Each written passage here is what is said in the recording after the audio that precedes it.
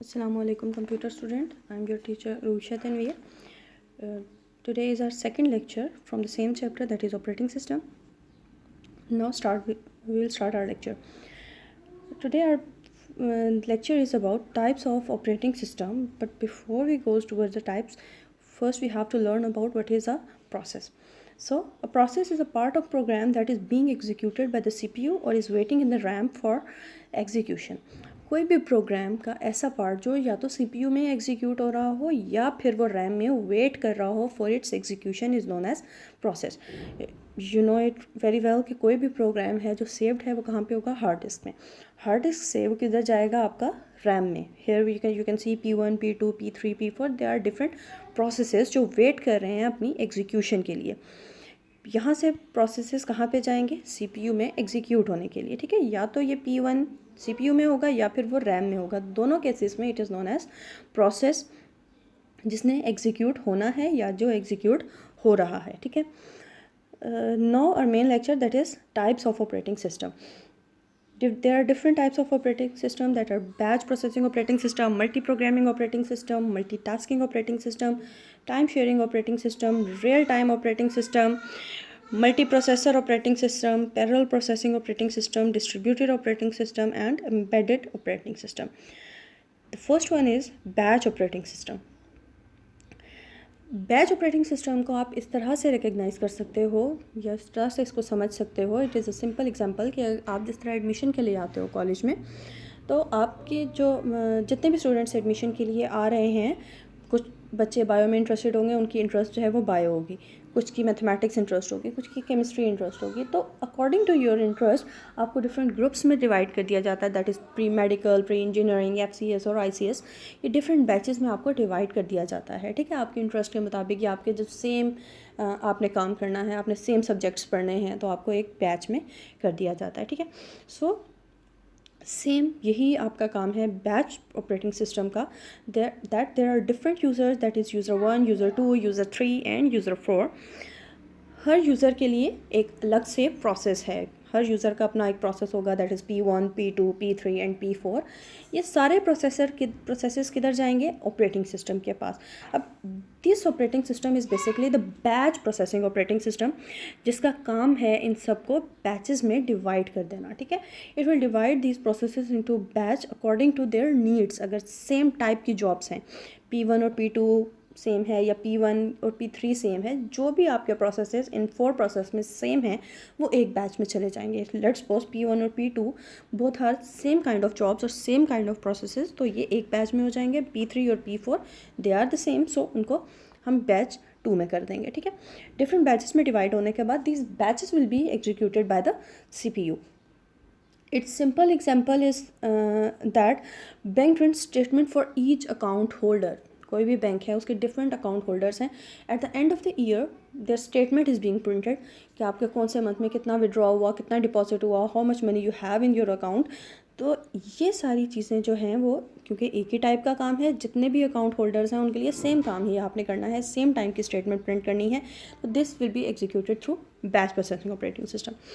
Next we will go towards multi-programming operating system. Multi means ज़्यादा, programmings mean different programmes. ठीक है, ज़्यादा programme जब एक ही रैम में लोड हो जाएंगे, this is known as multiprogramming. Loads one or more programs in the memory. Hard disk से जब रैम में डाटा आएगा वो एक से ज़्यादा प्रोग्राम्स एक टाइम पे आ जाएंगे. तो अब CPU मल्टी प्रोग्रामिंग में क्या होता है कि CPU के पास पहले P1 जाएगा एग्जीक्यूट होने के लिए. जब तक वो कंप्लीट एग्जीक्यूट नहीं हो जाता, CPU will not go towards P2 और P3 और any other process. First program execute होगा, फर्स्ट प्रोसेस एग्जीक्यूट होगा, then CPU will go towards the second process. Second process execute होगा, then CPU will go towards the third process and so on. There is only one case कि अगर P1 को कोई input या output करनी है, कोई और फंक्शन परफॉर्म करना है, तो वो एग्जिट करता है अगर CPU को, तो CPU जो है वो नेक्स्ट पे चला जाएगा. ठीक है, इसकी एग्जांपल मैं आपको एक क्लास से देती हूँ. Like I have 10 students in my class. Her student को मैं 5 क्वेश्चन दे रही हूँ सॉल्व करने के लिए. अब इसमें क्या होगा कि फर्स्ट ऑफ ऑल मैं फर्स्ट स्टूडेंट के पास जाऊँगी, उसके जब तक मैं 5 के 5 क्वेश्चन चेक नहीं कर लूँगी, I will not go towards the second student. और देन सेकेंड स्टूडेंट के 5 5 क्वेश्चंस चेक करने के बाद I will go towards the third student. So इसमें क्या हो जाएगा कि जो मेरा 10th स्टूडेंट है उसको बहुत ज़्यादा वेट करना पड़ेगा मेरे आने के लिए, ठीक है। बट इसमें यहाँ पे एक सिर्फ केस हो सकता है कि अगर if student is saying that I have to use the washroom और I have to go to drink water और anything else, then I will go towards the second process and leave that process on its own. This is called multi-programming. Next one is multitasking operating system. Same है, इसमें भी multi task हो रहे हैं, एक time पे एक से ज़्यादा टास्क परफॉर्म हो रहे हैं। मल्टीटास्किंग में भी सेम यही होगा कि रैम में एक टाइम पे एक से ज़्यादा प्रोसेसेस तो लोड हो जाएंगे, लेकिन अब इसमें क्या होता है, the CPU rapidly switch between the programmes.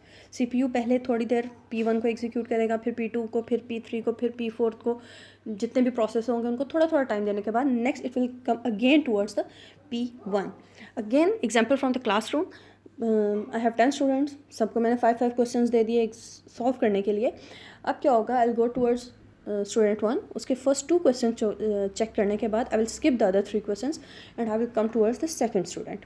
उसके फर्स्ट 2 क्वेश्चन चेक किए, थर्ड स्टूडेंट, उसके फर्स्ट 2 क्वेश्चन, फिर फोर्थ स्टूडेंट। सेम ऐसे ही मैं 1-2 क्वेश्चन सब के चेक करने के बाद I will come back towards the student 1 and उसके थर्ड, फोर्थ या फिफ्थ क्वेश्चन जो भी हैं मैंने उसको चेक करूँगी। तो इसमें क्या होगा कि जो मेरा 10th स्टूडेंट है उसको मेरे लिए ज़्यादा वेट नहीं करना पड़ेगा, थोड़ा थोड़ा टाइम मैं सारे स्टूडेंट्स को दूंगी, फिर दोबारा मैं फर्स्ट स्टूडेंट के पास आ जाऊंगी। This is multitasking. इन दोनों में सिर्फ यही डिफरेंस है कि मल्टी प्रोग्रामिंग में एक प्रोसेस जब तक पूरा एग्जीक्यूट नहीं होता CPU will not go towards the second, और मल्टीटास्किंग में क्या होगा कि थोड़ा थोड़ा टाइम हम सारे प्रोसेसेस को देंगे। Next one is time sharing operating system. Time sharing operating system में क्या होता है कि टाइम शेयर होता है between the user. It is somehow interlink with multitasking operating system, लेकिन सिर्फ यहाँ पे क्या होता है, टाइम शेयरिंग में हमारे पास यूज़र्स ज़्यादा होते हैं। यहाँ पहले टाइम मल्टीटास्किंग में क्या है, एक ही यूज़र है जो डिफरेंट प्रोग्राम को अपने कंप्यूटर पे रन कर रहा है, लेकिन टाइम शेयरिंग में क्या होगा कि डिफरेंट यूज़र्स हैं जो सर्वर कंप्यूटर के साथ कनेक्टेड हैं। हर यूज़र का अपना अपना एक एक प्रोसेस है या एक एक प्रोग्राम है जो उसने एग्जीक्यूट करना है। सारे प्रोसेसेस किधर जाएंगे आपके पास, रैम में। अब यहाँ पे क्या होगा कि आपकी जो रैम है, जो सर्वर कंप्यूटर की रैम है बेसिकली, वो क्या करेगी कि CPU को पहले P1 देगी कुछ टाइम के लिए, फिर P1 वापस लेके P2, फिर वापस, फिर P3, फिर वापस, फिर P4। कुछ टाइम हम सब यूज़र्स के प्रोग्राम को देंगे, यहाँ पे एक यूज़र नहीं है। This is the main difference you have to learn between multitasking and time sharing operating system. Multitasking में सिर्फ एक यूज़र है जो एक से ज़्यादा प्रोग्राम को रन कर रहा है, तो उसी के सारे प्रोग्राम्स को हम थोड़ा थोड़ा सा टाइम देंगे। लेकिन टाइम शेयरिंग में क्या होगा कि यूज़र्स ज़्यादा हैं, ज़्यादा लोग हैं जो काम कर रहे हैं, तो हर एक को थोड़ा थोड़ा सा आपने टाइम जो है वो देना है और फिर दोबारा आप फर्स्ट पे आ जाओगे। ये जो CPU इसमें टाइम स्लाइस है, this time slice is known as quantum. Maybe it is 1 nanosecond और एनीथिंग। हम 1 नैनोसेकेंड P1 को दे रहा है CPU, देन 1 नैनोसेकेंड P2 को, देन 1 नैनोसेकेंड P3 को, 1 नैनोसेकेंड P4 को, then it will come towards P1 again. This is known as time sharing operating system. Next we will go towards real time operating system. Real time operating system कहाँ पे use होते हैं, they are used in real time applications. Real time applications में use होंगे that need quick response within a specified time, ठीक है। For example it is commonly use in space research program, real time traffic control. Traffic control means there are different signals, red signal which means stop. If there is no red signal, maybe your traffic will not stop and it will cause a lot of accidents. अगर green light आपकी work नहीं कर रही है तो maybe there a deadlock will be created. green lock work नहीं कर रही है, कोई भी प्रॉब्लम हो सकती है। तो इस केस में क्या होगा आपका, इस केस में आपके जो रियल टाइम ऑपरेटिंग सिस्टम है वहाँ पे आपको ज़रूरत होता है, जहाँ पे आपको रियल टाइम या क्विक रिस्पॉन्स की ज़रूरत होती है। Next one is multi processor operating system. Multi processor as the name suggest, multi mean ज़्यादा एंड प्रोसेसर मीन CPUs। जहाँ पे आपके पास मल्टी प्रोसेसर होंगे, एक से ज़्यादा प्रोसेसर होंगे, उसको हम मल्टी प्रोसेसर ऑपरेटिंग सिस्टम बोलेंगे। 2 और मोर CPUs with in a single computer. एक कंप्यूटर एक ही है लेकिन उसमें CPUs जो हैं वो एक से ज़्यादा होंगे, तो इससे क्या होगा, आपकी प्रोसेसिंग स्पीड इंक्रीज़ हो जाएगी। all CPU will share the same RAM or the same main memory and the input output devices. अब रैम अगेन वही है कि आपके डिफरेंट प्रोसेसेस होंगे. अब इसमें लेट्स सपोज रैम में 3 प्रोसेसेस हैं, तो CPU 1 को एक फर्स्ट प्रोसेस CPU 1 को एक असाइन हो जाएगा, सेकंड CPU 2 को, थर्ड जो है वो CPU 3 को. तीनों उस चीज़ को एग्जीक्यूट करेंगे और वापस रैम में आपके प्रोसेसेस को सेंड कर देंगे. तो इससे क्या होगा कि आपका जो CPU की जो आपके कंप्यूटर की जो स्पीड है वो इंक्रीज़ हो जाएगी ज़्यादा प्रोसेसर होने की वजह से. Next one is parallel processing operating system. It is being used in super computers. Super computer जहाँ पर थाउजेंड्स ऑफ प्रोसेसर हैं एक ही कंप्यूटर के अंदर, वहाँ पे ये आपका पैरेलल प्रोसेसिंग ऑपरेटिंग सिस्टम जो है वो यूटिलाइज होता है, यूज़ होता है.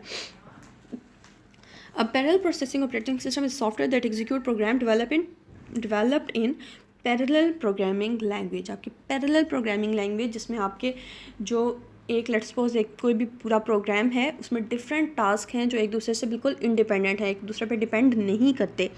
तो वो टास्क जो हैं वो डिफरेंट प्रोसेसर्स पे डिवाइड हो जाएंगे और सारे एग्जीक्यूट होने के बाद आपको एक क्विक रिस्पॉन्स जो है वो दे देंगे.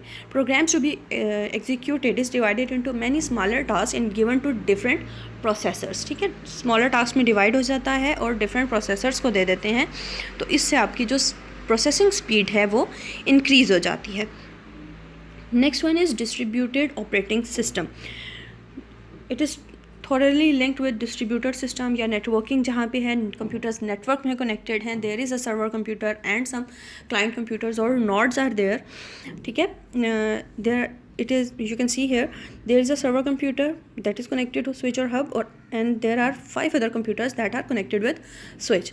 अब इसमें क्या होगा कि आपका कंप्यूटर 1 लेट्स सपोज कोई एप्लीकेशन को रन करना चाह रहा है that is too heavy for its RAM to execute.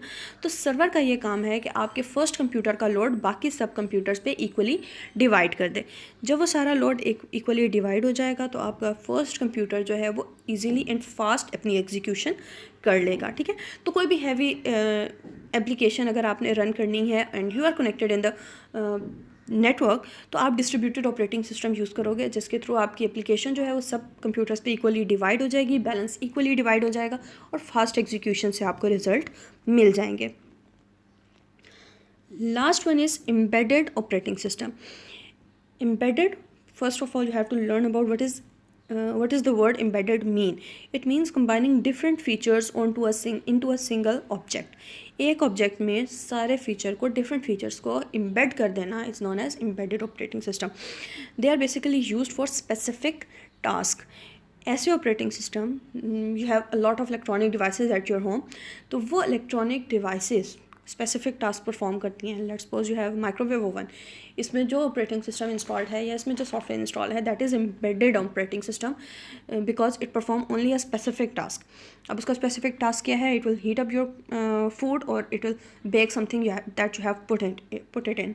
ठीक है, और इसके अलावा you have digital cameras, washing machine, games, your toys, electronic toys, remote control toys and cars. These all have some operating system in them and this operating system is known as embedded operating system, which is used for specific tasks. Microwave oven is used for heating, it will not be able to do anything else. Washing machine used to wash the clothes, it will not be able to do anything else than washing the clothes. So this is the embedded operating system which perform specific task. So we have learned about all the types of the operating system. Hope so you have learned it very well, but still if you have any question you can ask me and I will give you the answers regarding that. Thank you so much.